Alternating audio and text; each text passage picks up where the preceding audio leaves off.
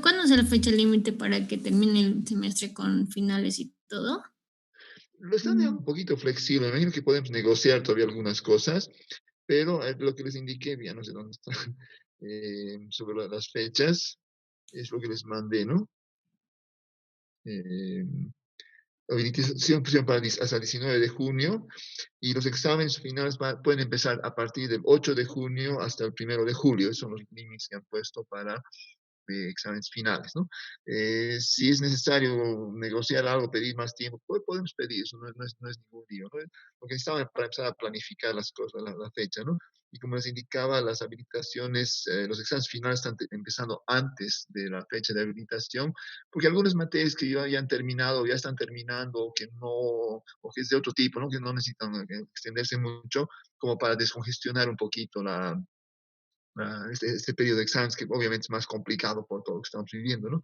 Entonces, lo están dejando más flexible, lo que sí pedían es fechas tentativas para empezar a planificar un poquito, porque si lo dejan tampoco muy abierto, pues, como que no vamos a, nadie va a saber cuándo va a terminar, ¿no? Pero la idea básicamente es esa, ¿no? Cierto. Mm. Sí, todos podríamos hablar eso que mis compañeros, igual la mayoría decía que es muy poco tiempo. Sí, sí, Y es varios que muy es, poco es tiempo poco entre tiempo. exámenes también. Sí, no, y además eso, que no se les cruce, ¿no? Porque si están con otro examen, otra materia difícil o fuerte, no, no se llama, mucha presión, digamos, en el dos, ¿no? En poco tiempo, ¿no? Entonces, nos damos un poquito de tiempo para eso, pero sí, de todas maneras,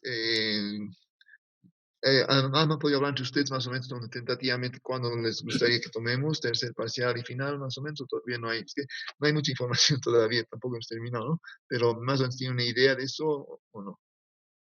Y no, todavía no hemos hablado entre Ya, nosotros. ok.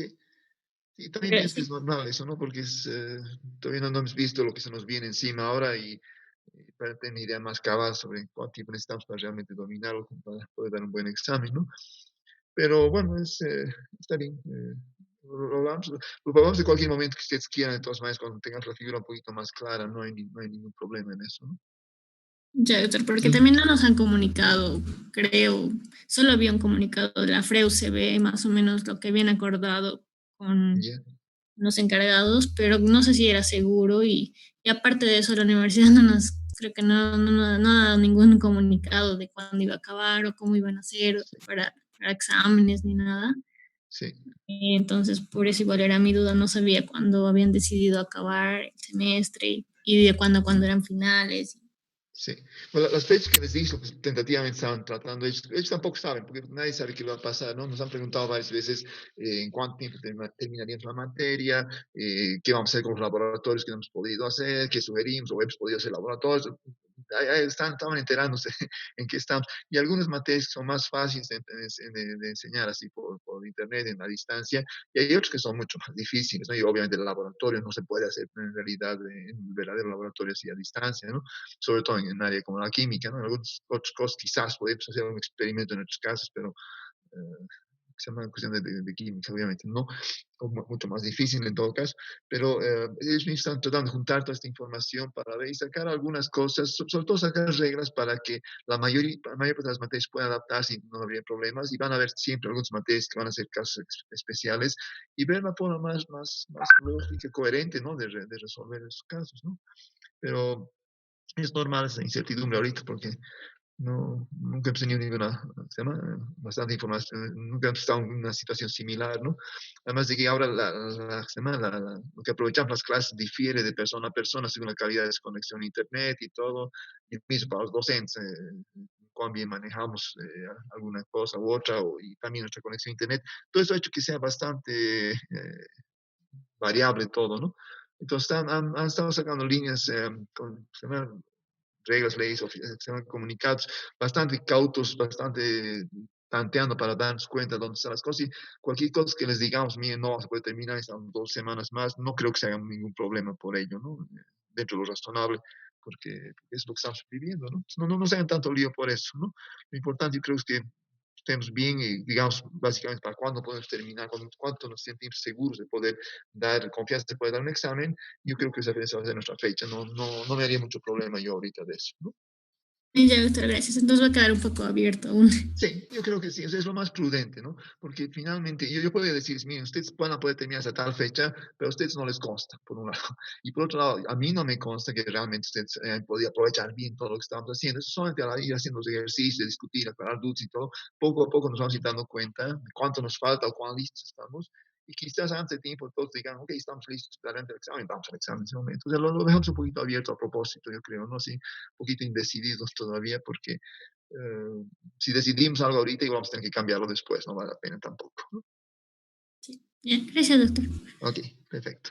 Bien, yo creo que ya estamos todos, entonces ahora vamos a Doctor, pasar. Sí, sí, disculpe, bueno, hablando de lo que bueno, se acaba de decir, sí, tenía un par de dudas, doctor, y bueno, sí. tengo entendido de que la planificación lo que ha hecho es ampliar 3 semanas de lo que se había contemplado inicialmente por los posibles Ya, retrasos que se hayan dado.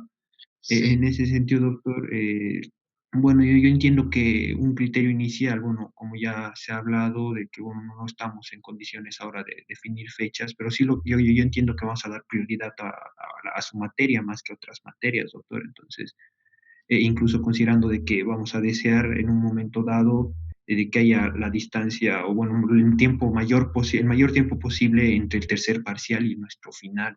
Y justamente en ese sentido, doctor, y que bueno, que es un problema, no sé, no consideraría reciente de la católica, que muchas veces al terminar el semestre, la mayoría de las materias se empiezan a apretar para acabar los contenidos, empiezan a dar sí, proyectos, y bueno, es recurrente. sí, Y justamente es lo que está pasando, imagino que también con muchos de mis compañeros. En ese sentido, doctor, también quería consultarle si es que el laboratorio, vamos a hacer una última práctica, porque incluso también eso podría afectarnos el tema de que algunos todavía seguimos realizando las anteriores. Entonces, si es que va a haber modificación de eso, si es que va a haber cierta flexibilidad. Y bueno, vamos a obviamente nosotros dar prioridad a su materia, ¿no, doctor? ya.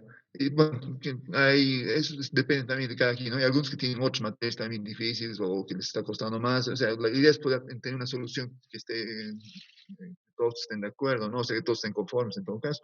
Eh, El examen, tema de laboratorios, en realidad, de las cosas que podemos hacer de laboratorio, fuera del laboratorio, como todos los temas de multivariante, que son cosas importantes que igual hacemos en el semestre, no es tan grave, digamos, hacer en sus casas, ¿no? Porque más que todo es cómodo, tiene sus dificultades, yo entiendo todo eso, pero mal que bien se puede hacer. Tengo básicamente tres prácticas más o menos grandecitas en las cuales yo realmente quiero hacer en laboratorio porque no son cosas que podamos hacer fácilmente en nuestras casas, ¿no? Una parte de ellos, por lo menos la preparación previa, sí les puedo estar dando para que estén preparando los cálculos previos, etcétera, pero son cosas que yo prefiero que entren al laboratorio y pongan las manos a la masa y con todo lo que eso implica de cosas que no funcionan, que se trancan, que hacemos mal, etcétera, aprendamos porque es la parte importante del laboratorio, ¿no? Ahora, obviamente, en el semestre a veces gente viene, no ha leído bien, no ha preparado bien, entonces más pierden el tiempo haciendo los calculitos y cómo calculo la concentración de tal cosa. Entonces, en esas cositas perdemos tiempo y eso hace que muchos de los laboratorios duran más de lo que deberían durar, a mi criterio. Pero lo que sí podemos estar haciendo adelantar es dar las guías para que ustedes estén haciendo los cálculos necesarios, ya tengan claros cómo van a ser la manipulación y cuando llegue el momento ya entrar con una idea clara de lo que se va a hacer en el laboratorio para aprovechar el tiempo de la mejor forma posible. Pero, ¿cierto? Para eso tenemos que poder entrar al laboratorio, para eso tenemos que esperar ver qué se decide sobre el tema del retorno. Lo que he hablado con Jaime en todo caso es de que si es razonable dentro de este tiempo, en julio, que sea agosto, que volvamos, entonces lo vamos a hacer. Nos van a dar espacio y lo hacemos, nos vamos a acomodar, vamos a ver cómo puede funcionar eso. Si no fuera posible, si dura más o si hubiera otros problemas, lo dejamos pendiente, incluso la nota ya la cerramos, todo, etcétera, pero sí la práctica me gustaría que la hagan porque es parte más de la formación, más que la nota que vamos a tener para la materia, es el hecho de poder trabajar, hacer esas cosas y tener esa experiencia, ¿no? Que me parece importante en el laboratorio. Y eso vamos a tener que adaptarnos recién respecto a cuándo podemos regresar y en qué condiciones vamos a regresar, que es que nadie sabe todavía, no hay la idea muy clara, ¿no? Y aunque hubiese la idea clara, está el hecho de que pueden cambiar muy rápidamente la situación si las cosas se complican o si tenemos otra vuelta, un incremento de contagios, o qué sé yo. Entonces, planificar nos sirve de mucho. Hay ideas tentativas y nos vamos a ir adaptando, vamos a ir se llama? Improvisando a medida que va pasando el tiempo para aprovechar de la mejor forma posible, ¿no? Entonces, Yo creo que eso es lo más importante. En laboratorios, así lo que ya se han hecho, ya tendrían que estar terminando sus informes, mandándolos, porque obviamente hacer el informe lo hacemos igual en nuestro caso, no necesitamos el laboratorio para eso, ¿no? Entonces, sería bueno que todos revisen ya sus prácticas en qué están y ya vayan terminando los informes, completando, etcétera, hacerlo bonito, bien, buena forma, para que podamos tener una nota que incluya la parte del laboratorio, ¿no? Y los que faltan, que estén en la nota o no en la nota, ya veremos en cuando llegue el momento, porque es cosas, sí, como les decía, me gustaría hacerlos en casa. Puedo darles algunas cosas para que calculen, hacer ejercicios así, y llamar al laboratorio, pero me parece que es medio, no es correcto, es hacer trabajo que en el fondo ya hemos hecho en cierta manera y no es propiamente un laboratorio, entonces pues no estoy quiero realmente terminar el laboratorio hasta que podamos volver, ¿no? De acuerdo, doctor. Gracias. ¿Alguien más quiere comentar algo? Doctor, perdón, acabo de ingresar. No sé si ya quedaron en la fecha del examen o No, si no, todavía no se habló de eso. hemos hablado y lo que hemos dicho básicamente es de que es difícil ahorita para ustedes decir en cuándo van a estar listos, porque todavía no han visto lo que está viniendo, ¿no es cierto?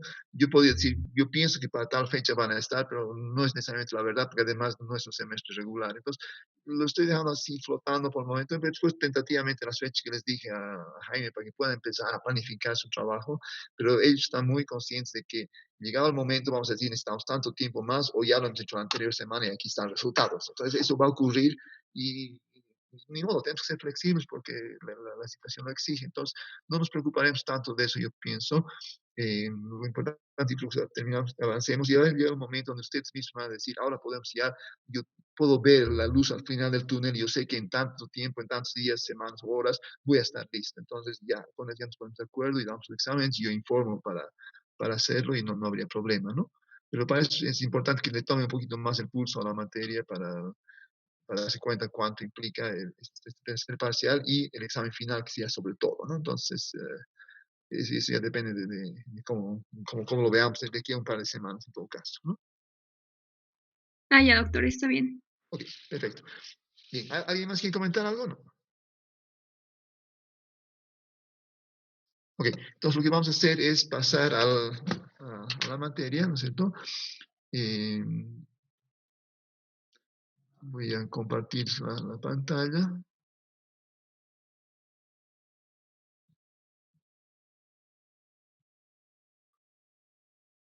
Entonces, ahora aquí tenemos un sistema de reacciones en serie. Las reacciones en paralelo ya las hemos visto, ¿no es cierto? Y aquí en paralelo usamos un ejemplo un poquito más a nivel de química fina, de algo que es más de mayor valor agregado. Ahora otro ejemplo contrario, ahora un poquito más de química bruta en cierta forma. Y tiene usted ese tema del metano, ¿no es cierto? El gas natural que tenemos, que vendemos por tubería. El costo de esa tubería no sé cuánto, es bastante alta. Y el precio en sí del metano no es gran cosa, o sea, no es algo para volverse rico. Como estamos exportando grandes cantidades, hay ingresos para el Estado, obviamente, pero primero, como por unidad de kilo, por unidad de masa, no vale tanto, ¿cierto? Segundo, el costo de transporte es astronómico. Construir una tubería de tantos kilómetros, etcétera, es bastante caro. Y si vamos a exportar por barco, por ejemplo, es más complicado por cualquier transporte que no sea tubería, porque en el fondo no podemos comprimir, no podemos volverlo líquido, esto a menos que sea una temperatura mucho más baja o una presión mucho más alta. Entonces, todos esos buques metaneros que hay enfrían lo más que pueden y ponen una presión extremadamente grande de esto, sin llegar a volverlo líquido, ¿no es cierto? Totalmente como el gas propano que compramos en garrafa. Eso hace que el barco está a alta presión, a baja temperatura, como se está moviendo y la fricción se está generando un calor. Para poder mantener la temperatura baja, lo que se hace es liberar un poco de presión de metano, entonces va botando metano todo el camino del barco hasta llegar al puerto. Luego tiene que gastar energía para volverlo mayor parte en gas para poder mandarlo a diferentes lugares. En otras palabras, es bastante engorroso. Los costos de transporte operativo son muy altos en caso de metano, ¿no? pudiese hacer la oxidación del metano, podría obtener metanol, por ejemplo. ¿Ya? Ahora, el metanol es interesante porque en términos de costo, de valor en el económico, a pesar de que metano no es química fina y no es de Lexus, un producto que se acaba, es re barato también, pero en términos de masa es mucho, mucho más caro que el metano, ¿cierto? Tiene mucho más valor, tiene más utilidad. Sus costos de transporte son pipocas, hay que meter en una cisterna y mandar como si fuera agua, simplemente no tiene grandes exigencias, salvo el hecho de evitar que se inflame, obviamente, ¿no? Pero aparte de eso, no tiene una presión muy grande de vapor, su contribución es bastante alta para que no moleste, etcétera, y tiene un valor comercial mucho más alto que el metano. Y además, como el gas natural le ha aumentado un oxígeno, la masa que tengo aquí, la masa molecular ha aumentado. Entonces, hay un incremento adicional, porque además del metano que está aquí presente, le he metido un poquito de oxígeno ahí adentro que viene del aire y que es gratis, entonces está aumentando mucho más su valor. Ahora, esto sería lo ideal, ¿no? El problema es que si yo le pongo un poquito de oxígeno al metano, necesito poner condiciones un poquito más fuertes para que puedan pasar su barrera de activación y ni bien cae a obtener el metanol, libera bastante energía y las barreras que siguen son mucho más pequeñas, que hace es que este metanol muy rápidamente se vuelva formaldehído, de ahí se vuelve ácido fórmico y de ahí vuelve CO2. Y obviamente el costo del CO2 no vale nada, vale aún menos que el metano y probablemente además tenga un costo porque me van a multar por calentar al globo terráqueo, ¿cierto? Porque estoy emitiendo gases de efecto invernadero. Entonces, obviamente, no es una buena opción. Si yo pudiese desarrollar una tecnología, una reacción en serie donde A produce B, que produce C, etcétera, que va siguiendo así, solo que en este caso, el producto que a mí me interesa, a pesar que tiene más valor agregado, sería lo más inteligente que yo podría hacer con mi metano, aparte de volverlo energía y vender la energía con energía eléctrica, sería más interesante vender como producto químico. Esto no es tan fácilmente accesible y en muchos casos se prefiere usar otra vía que la de oxidación. Ahora, si ustedes pueden desarrollar este camino, usar oxígeno y lograr obtener metanol y parar la reacción aquí, se van a volver muy ricos, eso sí, porque vamos a poder tener toneladas de metanol para vender en el mercado mundial, y que aunque, como les decía, con unidad de masa no tiene un valor tan alto, es mucho más alto que el metano y los costos operativos además desaparecen prácticamente respecto al metano. El problema está en su cinética, en su termodinámica, en las barreras de activación que tengo, que hace de que ni bien pase un metano aquí, se vuelve directamente, se va a CO2, y son reacciones donde no me interesa convertir mucho el metano, voy a aceptar que el rendimiento de la conversión sea pequeña. Entonces trabajan con conversiones de 0,1%, o sea, mínimas, porque le he puesto tan poco oxígeno que prácticamente no hay, y aún así obtengo aparte de metanol, mezcla de formaldehído, ácido fórmico y CO2. Entonces, este es un problema típico en el cual manejar una reacción en serie donde yo quiero un producto que está camino, en el medio camino a la cadena y ver cuáles son las condiciones ideales para obtener la mayor selectividad, la mayor cantidad de metanol que se puede obtener es interesante, ¿no? Ahora, en la vida real esto se va a complicar de una forma muy bonita además, ¿no es cierto? Porque además de toda esta secuencia en serie, voy a empezar a tener reacciones en paralelo, porque finalmente el ácido fórmico que se forma va a catalizar el formaldehído que se empieza a polimerizar y va a tener por diferentes poliformatos, además de que parte del metanol va a reaccionar con el ácido fórmico para formar el metiléster del ácido fórmico, que ya es un poquito más estable, ¿no es cierto? Entonces voy a tener otra ramificación ahí.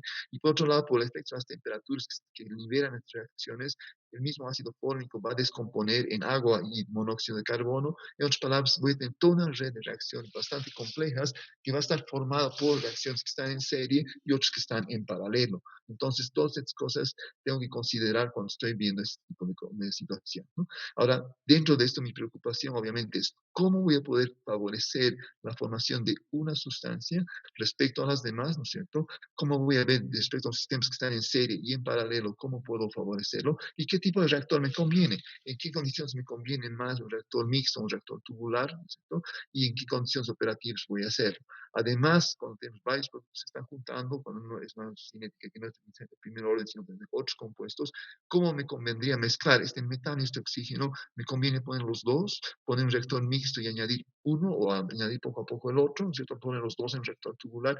¿Cómo voy a combinar estos? Entonces hay aquí un análisis, por un lado, que es cualitativo, que me permite ver cuál es la forma más inteligente de combinar las cosas para obtener lo que estoy queriendo obtener, y por otro lado, la parte cuantitativa, en la cual voy a hacer los cálculos para ver si realmente cuánto voy a obtener dadas las cinéticas de los sistemas, ¿no? Además de eso, obviamente, tengo que entrar en el laboratorio, validar que está funcionando. Es todo un mundo y podemos pasar una buena parte de nuestra carrera profesional simplemente viendo esa forma de convertir metano en metanol, porque hay mucho que se puede decir, mucho que se puede calcular, mucho que se puede diseñar a partir de esto para tratar de mejorar la situación, ¿no? Como que para ahorita la mejor opción para obtener metanol no es con oxígeno, sino haciendo reaccionar metano con agua a altas presiones para formar monóxido de carbono e hidrógeno y con catalizadores adecuados mezclar ese monóxido de carbono e hidrógeno para obtener recién el metano.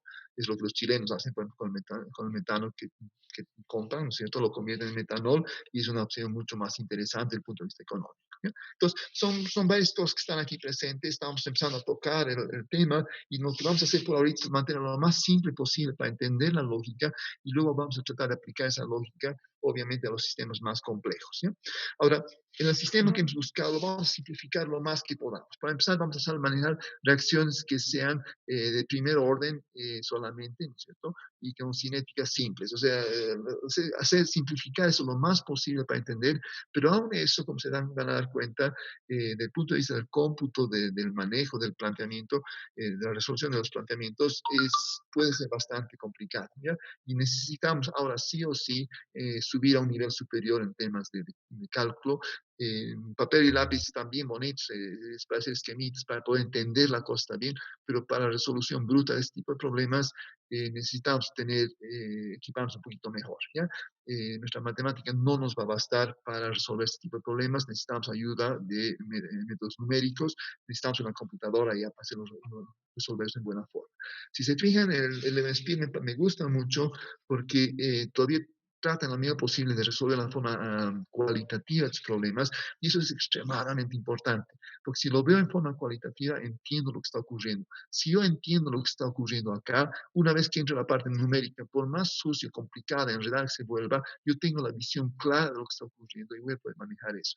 Si nos metemos de lleno solamente en la parte cuantitativa del cálculo, muy rápido nos vamos a marear, nos vamos a enredar, vamos a dejar de entender, de ver, de visualizar lo que está ocurriendo y nos vamos a querer confiar solamente en números que no sabemos muy bien de dónde están saliendo, porque a pesar de nuestros mejores intentos, los cálculos aquí muy rápidamente se van a volver caja negra y en ese caso vamos a terminar botando resultados que no sabemos qué quiere decir, no sabemos qué implica y peor que todo, no vamos a saber si son verdaderos o no, ¿no? Entonces, es importante mantener esta visión simple de las cosas para poder visualizar bien, para poder comprender bien lo que está ocurriendo, ¿ya? Entonces, no voy a repetir en sí todo lo que está en el event field de la parte cualitativa, eso se puede entender bien y eso hay que rumiarlo, meditarlo, digerirlo, fermentarlo, hay que trabajar un poquito con eso para poder entender lo que está ocurriendo y eso lo estoy dejando a ustedes. Léanlo, vuélvanlo a leer, traten de entender, aplíquenlo a otros sistemas, traten de ver cuán bien entienden. Hay un punto en donde estas cosas simples ya no podemos visualizarlo bien porque se han vuelto demasiado enredadas, ¿no es cierto? Y vamos a tener que acudir más a nuestros modelos numéricos para poder tratar de entenderlo, pero de todas maneras, este esfuerzo de entender la lógica de los sistemas en serie es bien importante, ¿ya? Entonces, eso es más un trabajo propio, como les decía, es meditar, es razonar, es reflexionar sobre lo que está ocurriendo acá, y eso les dejo por momento, ¿ya? La solución, el problema que puse aquí, donde tengo energías de activación, obviamente podemos afectar además las barreras usando catalizadores o anticatalizadores. El hecho de cambiar temperaturas hace que las cinéticas de diferentes especies cambien y que globalmente tenga un efecto sobre cuán rápidamente obtenemos un producto, lo que a su vez implica el volumen, tamaño del volumen del reactor, etcétera. Entonces, esa parte vamos a jugar un poquito también. En sistemas, además, el hecho que una reacción sea muy exotérmica va a transferir en los términos reales calor a las diferentes, va a cambiar la temperatura del sistema, puede que no podamos mantener las condiciones isotérmicas, eso va a ser un tema de un próximo capítulo, entonces tenemos que tomar en cuenta que esas cosas también están ocurriendo, ¿no? Entonces, estamos entrando en un mundo que es mucho más complejo de lo que habíamos visto antes, y en los cuales, con tal de que mantengamos las cosas simples y nos aferremos a las verdades simples que tenemos, ¿vale? Así que la materia se conserva y la energía se conserva, ¿no es cierto? Vamos a estar normalmente a buen resguardo, ¿no? Y si todos los modelos matemáticos que construimos tenemos el cuidado de ver que estén funcionando bien, lo hacemos en forma crítica, tenemos además, con eso una garantía adicional de que nuestro sistema tiene sentido, ¿no? Recuerden también que entonces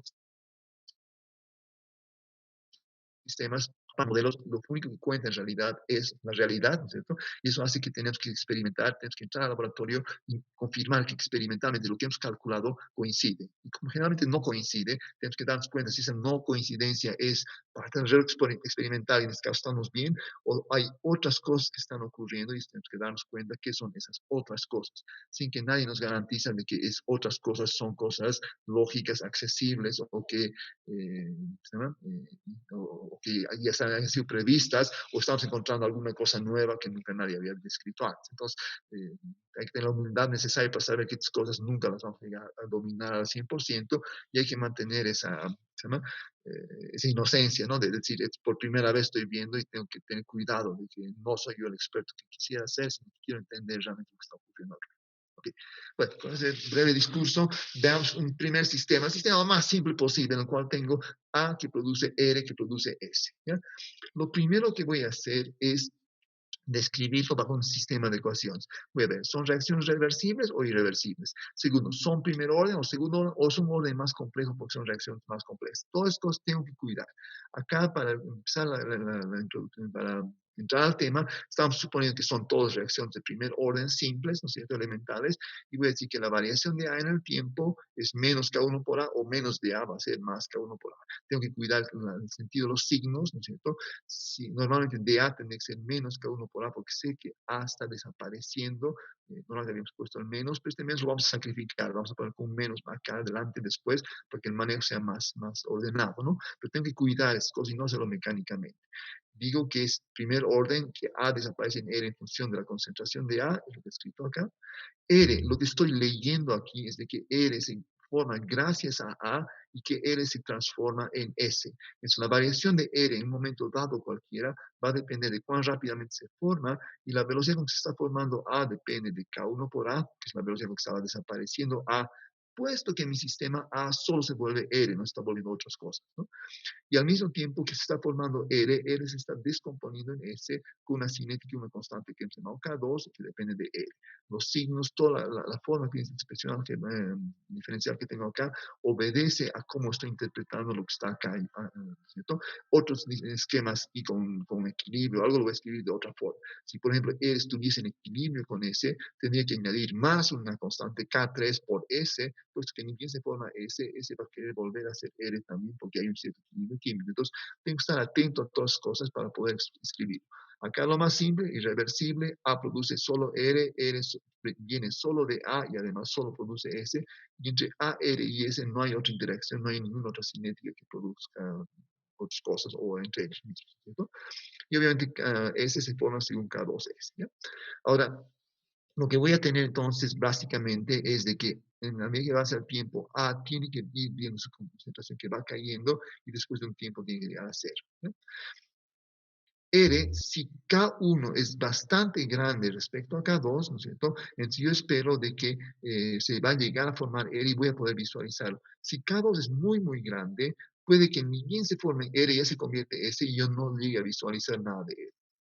En este ejemplo, con los datos que he optimizado, que no tiene importancia, voy a tener un valor que voy a poder medir R. R va a pasar por un máximo. En este caso, en realidad, la formación de R es 10 veces más rápido que su desaparición. Va a decir que K1 es 10 veces más grande que K2, y eso hace que puedo visualizar R, pero después de un tiempo R tiene que empezar a disminuir, a empezar a desaparecer, ¿no es cierto? Puesto que no hay nada que impida que R se convierta en S, ¿no?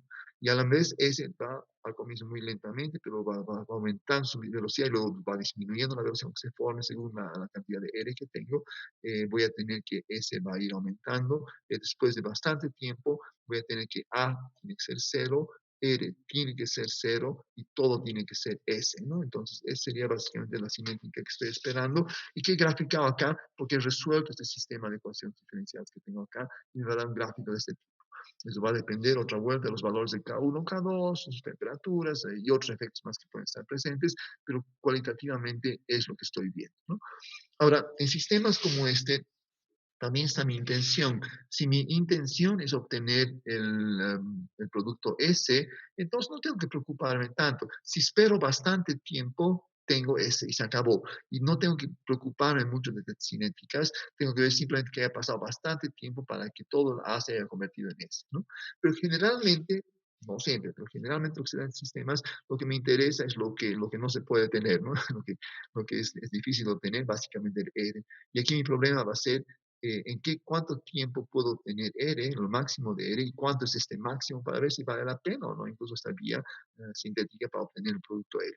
Quizás voy a ver otras opciones también, entrar a la parte de la química y ver en qué condiciones puedo obtener por otras reacciones R, ¿no? Entonces eso va a depender mucho de cuál es el sistema que estamos haciendo, y si bien estamos generalizando la parte del cálculo para ver volúmenes y condiciones de reacción, obviamente la parte de la química misma, de entender esta secuencia, si yo lo que quiero es R, quizás hay una forma más simple, en la cual B se convierte en R y no hay ninguna otra cosa, ¿no?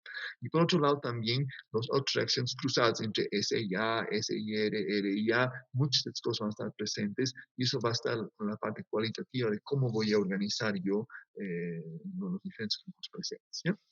Pero ahora, manteniéndolo así simple, y después, una vez que entendemos bien la parte simple, el problema más complejo ya va a ser el fácil, ¿cierto? El problema es cómo resuelvo yo este sistema de ecuaciones diferenciales, y es lo que tengo que hacer, ¿no? Esto ya lo hemos resuelto antes en clase como forma analítica, y recuerden ustedes, no era tan obvio, no era, digamos, difícil, pero tampoco era pan comido, ¿no es cierto? Y esto es el sistema más simple que hay. Los otros sistemas que son más complejos, más interesantes, más ricos, ¿no es cierto? Obviamente son mucho más complejos y no podrían resolverlo, salvo un caso muy especial, bajo una forma analítica. La solución analítica, recuerdan, habíamos resuelto para A, es una reacción de primer orden, es re simple, y A va a ser A sub 0 por exponencial de menos K1 por T. Para resolver eso ya necesitamos un poquito de matemática más avanzada, de cálculo avanzado. Habíamos recordado una ecuación que quizás han visto o no sé, en cálculo 1 cálculo 2, no era difícil, pero hemos tenido que revisar conceptos matemáticos para hacerlo, y habíamos encontrado en ese caso que R era A sub 0 por K1 sobre K2 menos K1 exponencial. O sea, ya la ecuación ya se ha vuelto menos amistosa. Pero lo hemos hecho a mano, ha sido posible hacerlo, pero ya no era tan fácil. Para calcular ese, podríamos calcularlo analíticamente, pero aún así dijimos, es más fácil en este caso usar A sub 0 menos A menos R a partir de las ecuaciones que tengo acá para calcular S en función del tiempo, y si graficamos estos datos que tengo, vamos a obtener la expresión que teníamos acá, ¿no? Notan también que estamos simplificando en otras dos cosas que después no necesitamos hacerlo, es de que la estequiometría es de 1 a 1 a 1. Eso ha simplificado mucho la solución, pero eso no es la vida real. En la vida real muchas veces A1 produce 2R y los 2Rs pueden producir 4S o algo así, o otra proporción. No necesariamente la relación de estequiometría de 1 a 1 a 1, y si bien en todo este capítulo estamos suponiendo que la estequiometría es de 1 a 1 a 1, hay que estar viendo cómo vamos a corregir eso, porque en la vida real nos van a lanzar problemas donde no es la estequiometría, sino hay otros valores, y tengo que ver cómo voy a acomodar mis ecuaciones, mis resultados, como para que refleje también la estequiometría, ¿no? Otra cosa que no estamos viendo acá y que Levenspiel ya no ve para nada es efectos de volumen cuando estamos en temas de gas. El volumen es un efecto importante, el caso del metano es un efecto importante, y en este caso tenemos que incluirlo acá. Soluciones analíticas para incluso sistemas simples donde tengo efectos de volumen ya no es posible, no creo que sea posible, o quizás con mucho sacrificio, con mucha pena durante un par de meses de trabajo, sí podamos encontrar solución para algún problema, pero ya no es práctico, y no vale la pena sufrir tanto en la vida cuando ya tenemos computadores y cosas así que pueden hacer este trabajo más pesado, y dejarnos más bien la libertad de poder pensar sobre lo que estamos haciendo, ¿ya? Entonces, acá está la solución analítica. Este sistema simple es uno de los pocos que podemos resolver así de una forma fácil. El resto necesitamos métodos numéricos, no ver, ¿no? Dentro de esto habíamos supuesto cuánto era R máximo, habíamos derivado R respecto al tiempo, en este caso, y hemos obtenido unas condiciones para R máximo, y cuánto es el tiempo, o el tau, según estamos en un sistema por lote o continuo, el tau que va a ser 1 sobre un K logarítmico medio, donde voy a tener la relación entre K1 y K2, ¿no? Obviamente, esto es para un sistema simple donde A produce RS, pero hay otros sistemas donde en serie S puede producir P y Q, y quizás el que nos interesa es Q o S y no necesariamente R. Entonces, hay más detalles detrás de esto, incluso manteniendo el primer orden y así sucesivo, ¿no es cierto? Sin efectos de volumen, no necesariamente van a ser tres productos, pueden haber P, Q, R, P, Q y otro P y otras cosas más. Entonces, ahí la solución analítica también va a ser un poquito más elaborada, más compleja, y quizás podemos todavía hacerlo a mano, ya no vale la pena pensar en eso, pero hay esta solución, ¿ya? Entonces, Es lo que teníamos y pues nos permitía entender ese primer sistema. Los otros sistemas van a estar relacionados, pero la solución no va a ser tan simple, entre comillas, no, como lo que habíamos encontrado en la solución analítica, ¿no?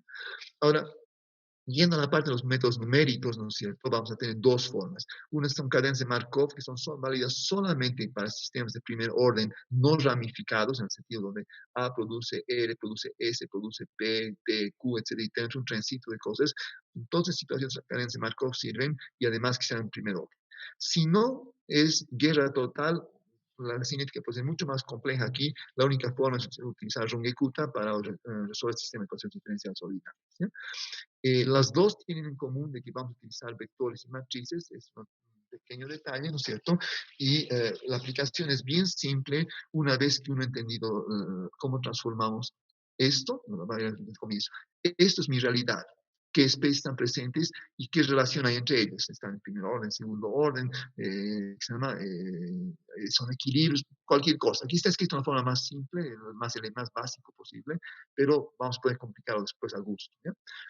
Lo que hicimos a partir de la comprensión de esto fue escribir las ecuaciones para cada una de las especies. Tengo que la variación de una especie cualquiera que depende de factores cinéticos y concentraciones de A, R, S. En este caso se mantiene siempre porque es primer orden, pero podemos tener K1 A por R, aquí lo mismo, aquí con el P, etc. Puede ser mucho más enredado, no más complicado, ¿sí? Pero puede ser más elaboradito que esto. Entonces, tengo para cada especie una expresión cinética, ¿ya?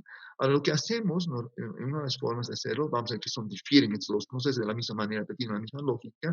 Voy a tener un vector donde en este caso tengo las variaciones de cada especie.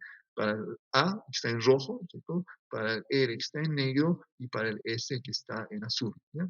Que va a depender de una matriz y que va a depender de las concentraciones normales que tengo en un momento dado. En otras palabras, el cambio depende de la situación actual.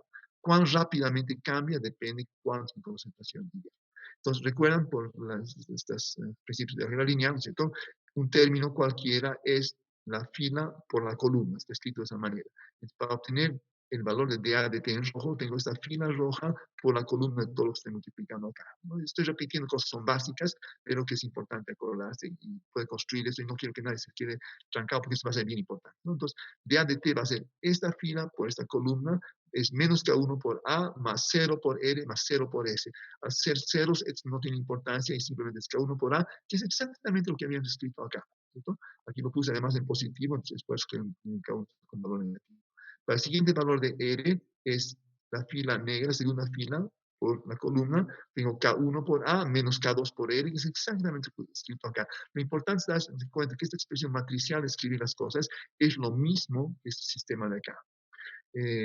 Temas prácticos en MATLAB, si lo escribimos de esta forma, también lo va a poder resolver, pero le va a costar más, va a haber más problemas, no vale la pena. El fuerte de MATLAB es manejar temas de matrices. Esta es la forma en que vamos a trabajar, es la forma más simple de trabajar, pero tiene que estar claro cómo yo paso de esto a esto, y teniendo esto, cómo yo llego a esto. Es lo importante que tenemos que poder lograr. Si eso está hecho, ya hemos hecho un 99% del trabajo, ya está hecho. Entonces es simple en el fondo, pero hay que esforzarse por escribir esto de acá. Y revisando, tienen que poder identificar cada uno de los elementos y poder armar esta matriz a partir de los planteamientos que tenemos acá. Ok, ahorita nos queda menos un minuto, ahorita nos va a cortar. Ni bien nos corta, nos volvemos a conectar, ¿ya? No sé si hay alguna pregunta hasta